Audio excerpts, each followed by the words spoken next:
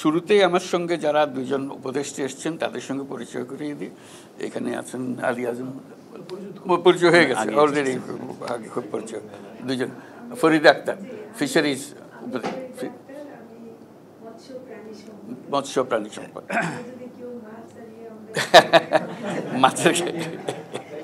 মাছের কথা বলতে হলে অনেক সঙ্গে বলতে, এই যে মাছের ব্যবসায়ী এখানে আছে। যাক, ওই দুজনের সঙ্গে পরিচয় করিয়ে দিলাম। আর এমনিতে আমরা আমার সঙ্গে আপনাদের অনেকের সঙ্গে পরিচয় হয়ে গেছে অলরেডি। কারণ এই দেশের, বাংলাদেশের পরে যে দেশের সঙ্গে একেবারে ওতপ্রোতভাবে জড়িত সেটা হলো ইতালি। বহু বছর ধরে এদের সঙ্গে আমি কাজ করি। ইতালির উত্তর, দক্ষিণ, পূর্ব, পশ্চিম কোথাও কোনো জায়গা নাই যেখানে আমাকে নিয়ে যায়নি, যেখানে আমার কোনো কর্মসূচি নাই।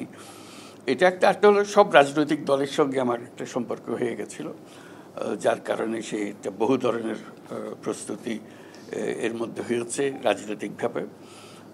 এখানে যে 5 স্টার মুভমেন্ট হলো, 5 স্টার মুভমেন্ট যে জিতলো, তাদের প্রধান প্ল্যাটফর্মের মধ্যে একটা অংশ ছিল যে সমস্ত কথা আমি বলি, যে সমস্ত কথা এটা তাদের রাজনৈতিক দলের অংশ হিসেবে তারা গ্রহণ করেছিল। সেজন্য বহুবার তাদের সঙ্গে বৈঠক হয়েছে কীভাবে এগুলো ইমপ্লিমেন্ট করবে।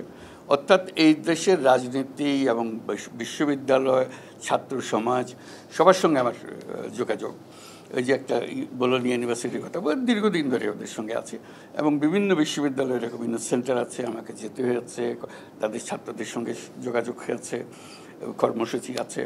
কাজে সেই সূত্রে এটার সঙ্গে আমার খুব গভীর একটা সম্পর্ক দাঁড়িয়ে গেছে। এইটাতে যখন কি করতে যাচ্ছিল রোম সিটিটাকে, যেটার সিলেকশনের জন্য যে একটা ডেলিগেশন যাবে, হ্যাঁ, এক্সপোর জন্য সিলেকশন প্রসিজিওরে, তো সেখানে ইতালি সরকার যে কমিটি গঠন করলো এটা প্রমোট করার জন্য, বিভিন্ন শহর এটাতে প্রতিদ্বন্দ্বী হয়, রোমকে যাতে তারা সিলেক্ট করে সেই জন্য যে তারা তাদের যে কমিটি বানালো এটার জন্য, এক্সপো ইন্টারন্যাশনালের সঙ্গে নেগোশিয়েট করার জন্য, সেখানেও আমার রাখলো যাতে আমি শুদ্ধ গেলে এটা তাদের রোমের কেসটা ভালো হয়। কাজে রোমের সঙ্গে আমার সেই কারণে, রোমের যত মেয়র এসছে সবার সঙ্গে আমার সঙ্গে পরিচয়। গতকাল রোমের মেয়রের সঙ্গে, ওনার সঙ্গে আগেও দেখা হয়েছিল, আবার দেখা হলো, তো সেখানে আপনাদের কথা আলোচনা হলো, খুব সম্মানের সঙ্গে আপনাদের কথা বললো, এটা হলো বড় কথা। তার সাথে সব কথার আগে যেটা বলতে হয়, আপনাদের কাছে আমরা খুবই কৃতজ্ঞ, বাংলাদেশ অ্যাজ এ হোল, সবাই, বাংলাদেশের সবাই কৃতজ্ঞ। এই অভ্যুত্থানের যে সময় আমরা যে সরকার পেলাম, যে অবস্থা পেলাম, এটা লণ্ডভণ্ড অবস্থা, টাকা পয়সা সব খালি, চলাফেরার কোনো বেতন দেবার উপায় নাই, মানুষের টাকা পরিশোধ করার উপায় নেই, আন্তর্জাতিক পরিশোধ করার উপায় নেই, একদম তলানিতে আমরা। তো বুঝতে পারছিলাম না যে কোথার থেকে আমরা রওনা হব, কোথার থেকে আমরা কাজ করব। তো তখন আমাদের একটা আস্থা আসলো যে আপনাদের রেমিটেন্স, এই রেমিটেন্স না হলে এই সরকার টিকে থাকা বড় মুশকিল হতো, যে কীভাবে এই সরকার চালাবে কী করে, এই আন্তর্জাতিক যে লেনদেনের অবস্থা কাহিল হয়ে গেছিলো। এখন সেটার জন্য আপনাদের কাছে কৃতজ্ঞতা জানাচ্ছি, একদম জোরে একটা হাততালি দিই সবার জন্য। এটা একটা মস্ত বড় জিনিস, আপনারা ব্যবসা করছেন, আপনারা রোজগার করছেন, সে রোজগার বাংলাদেশে যাচ্ছে। কাজে এটা আমাদের একটা বড় স্বার্থ আছে, আপনাদের সাফল্য, আপনাদেরটার জন্য। তো কালকে যেটা আলাপ হলো মেয়রের সঙ্গে, প্রথম কথা হলো তিনি খুব শ্রদ্ধার সঙ্গে আপনাদেরকে দেখেন। অনেক সময় মনে হয় না তুচ্ছতা ছিল করে বাংলাদেশি কোথা থেকে এসেছি, মোটেই ছিল না, অত্যন্ত শ্রদ্ধার সঙ্গে বলেছে যে আপনারা খুব মূল্যবান, তার জন্য এই শহরের একটা মূল্যবান অংশ আপনারা যে কন্ট্রিবিউট করছেন, এবং আপনাদের কঠিন পরিশ্রমের মাধ্যমে রোম শহরের যে উন্নতি হচ্ছে সেটা বারে বারে উনি উল্লেখ করেছেন। এবং আপনাদের পরিশ্রম, আপনাদের মেধা, আপনাদের সৃজনশীলতা, এগুলোর খুব প্রশংসা করেছেন। এবং এই প্রশংসা শুধু রোম শহরের জন্য না, পুরো ইটালির জন্য আমি বারে বারে শুনেছি। আপনাদের প্রধানমন্ত্রী মেলোনি, তার সঙ্গে কয়েকবার আমার দেখা হচ্ছে, 3বার দেখা হয়েছে, চতুর্থবার আবার দেখা হবে ডিসেম্বরে, উনি বাংলাদেশে আসবেন তখন। ইমিডিয়েট কয়েকদিন আগে দেখা হয়েছে, সেটা হলো নিউ ইয়র্কে, জাতিসংঘে 24শে সেপ্টেম্বর। জাতিসংঘে আমি দেখা হলো 24শে সেপ্টেম্বর তারিখও বলে দিন। সেখানেও আবার আলাপ হয়েছে, কয়েকবার আলাপ হয়ে গেছে, 3বার আলাপ হয়েছে, এবং সেখানেও একই কথা। তো আমি বিষয়টা তুলেছি, অনেক জিনিস আমার জানা আছে আপনাদের সমস্যা সম্বন্ধে, যেহেতু সবসময় আসি, সবসময় কথা হয়, কারো না কারোর সঙ্গে আলাপ হচ্ছে। তো এগুলো বললাম তাকে, ভিসার কথা বললাম, এই যে লোকটা বাইর করে দিচ্ছে সেগুলোর বললাম, যারা ভিসা দেওয়া হয়েছিল ভিসা বাদ রিনিউ করা হচ্ছে না সেগুলোর কথা বললাম। তো উনিও দুঃখের কথা বললাম, বলে আমরা খুব সম্মান করি বাংলাদেশি যারা আছেন, তারা ইটালির জন্য অত্যন্ত গুরুত্বপূর্ণ। এটা এমন না যে আমরা তাদের থেকে নিষ্কৃতি পেলে বাঁচি, ওটা আমাদের না, আমরা তাদের রাখতে চাই, এটা সম্বন্ধে পরিষ্কার যে আমরা তাদের রাখতে চাই, সম্মানের সঙ্গে রাখতে চাই। কিন্তু কতগুলো সমস্যা আছে, ভেজাল, এই বাংলাদেশ যেখানে যাচ্ছে এই ভেজালের একটা সৃষ্টি করছে, বলে এইটার থেকে আমরা বাঁচতে পারতেছি না, এটার থেকে নিষ্কৃতি বলে আমি বললাম যে আমরা দুই পক্ষ চেষ্টা করি, আমাদেরও কষ্ট হয়, যে তারাও কষ্ট পায়, আমরাও কষ্ট পাই, তারা ঠেকায় পড়ে এই সমস্যার মধ্যে পড়ে গেছে। এটা এমন না যে তারা আসলে দুষ্ট লোক, তারা ভালো লোক, কিন্তু পরিস্থিতির কারণে দুষ্টামি করে টিকতে হচ্ছে তাদেরকে। এটা দুষ্টামি করে যাতে টিকতে না হয় একটা পন্থা বাইর করতে হবে আমাদেরকে, সেও যেন সম্মানের সঙ্গে বাঁচে, আর তোমরাও যেন আইন কানুন মতো চলে, আমরাও শান্তিতে থাকি যে আইন কানুন মতো। তো সেখানে ইতিমধ্যে আলোচনা হয়েছিল আগে, সেই আলোচনার রেশ ধরে আমি বললাম যে এখন বলছি যে একজন যদি নিয়ে যাও, আমরা একজন নতুন আনবো, একজন ভেজাল লোক নিয়ে অদল বদল করে জিনিসটা পরিষ্কার হয়ে যাক, অর্থাৎ জিনিসটা পরিষ্কার, তাদেরও ইচ্ছা পরিষ্কার, আমরাও চাই যে পরিষ্কার।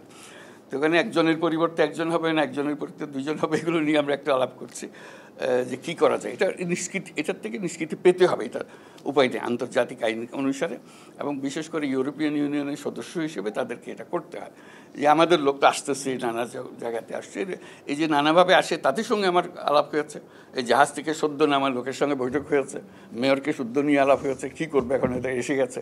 তো মেয়র বললো যে ঠিক আছে, এসে যখন গেছে আমাদের দায়িত্ব হলো তাদের গ্রহণ করা, তাদের এখানে সেটেল করা।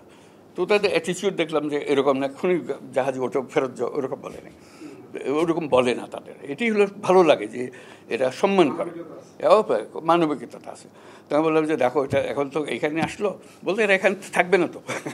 আমি বলছি কেন, বলে তাদের ডেস্টিনেশন হলো অন্যদিকে, আরও উত্তরে যাবে, উত্তরে যেতে যেতে কদ্দূর যাবে সেটা তারা জানে, কিন্তু এখানে বেশি দিন থাকে না। তবে দেখলাম যে ওখানে থেকে থেকে যেটা হয়েছে, এটাও পরিচয় করে দিল, সে ওখানে আমার জন্য আমন্ত্রণ করে রেখেছিল, কয়েকজন বাংলাদেশি ছিল সেখানে, ওদের সঙ্গে পরিচয়, বলে এটা আমাদের সিটি কাউন্সিলের সদস্যরা, এখানে যারা থেকে গেছে তারা এখন সিটি কাউন্সিলে আছে, বলে তারা এখন আমার মালিক, আমার হুকুম দিয়ে তারা। তার মধ্যে যিনি প্রধান নেতা তাদের মেয়রে দেখলাম যে বেশ বিহু করে, তারা একটা বাচ্চা মেয়ে, একটা 27-28 বছরের মেয়ে, সে হলো এদের নেতা, যে বলে ওর কথায় আমাদের চলতে হয়, ও যখন বক্তৃতা করে আমাদের ত্রাহি ত্রাহি অবস্থা হয়। দেখলাম যে এটাও একটা সম্পর্ক দাঁড়িয়ে গেছে, যে এটা এমন না যে একেবারে নাম পরিচয়বিহীন লোক এখানে এসে গেছে, তারা শ্রদ্ধাও করে, কিন্তু সমস্যা আছে।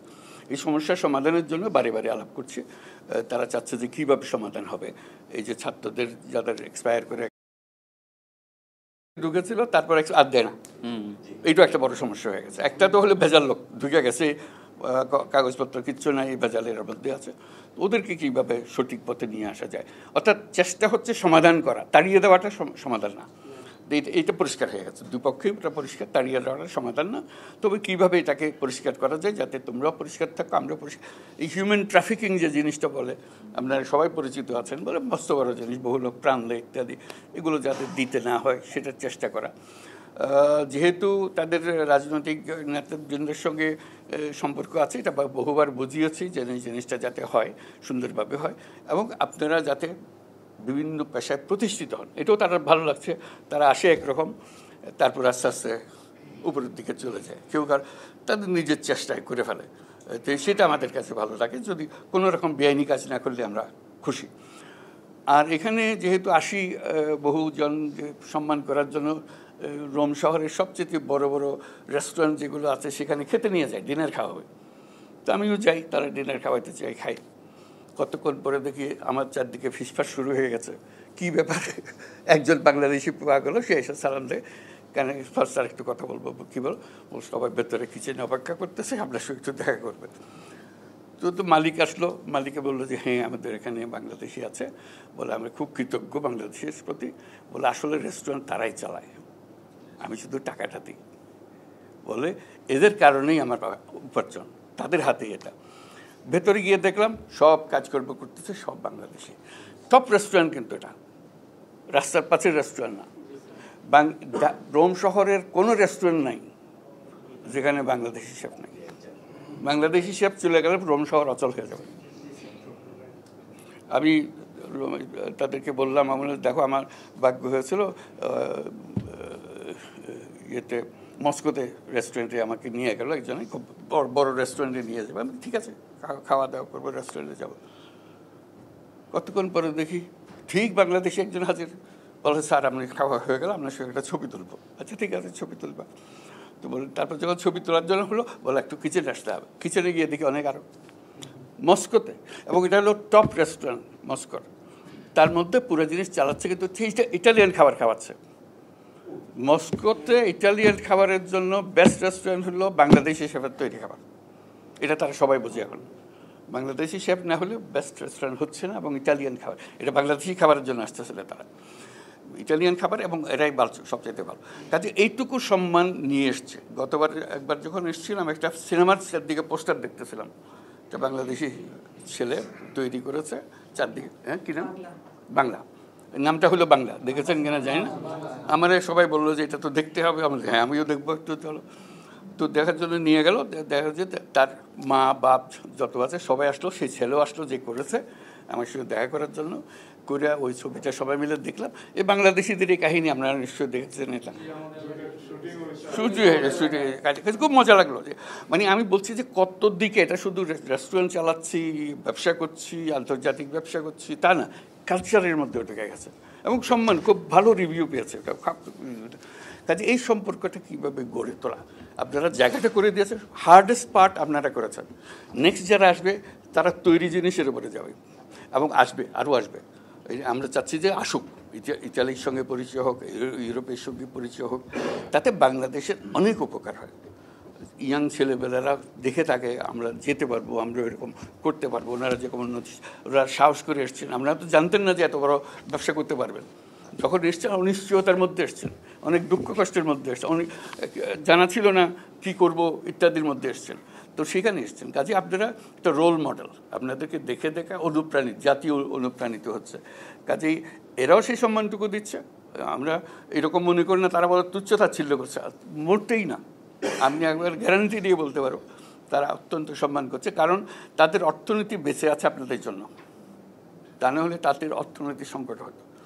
এখন বাংলাদেশের লোক এটা যে একটা স্থান করে নিতে পেরেছে, ইটালি হলো সবচাইতে বড় উদাহরণ। অন্য জায়গাতেও হবে আস্তে আস্তে, কিন্তু ইটালি পথ দেখিয়েছে।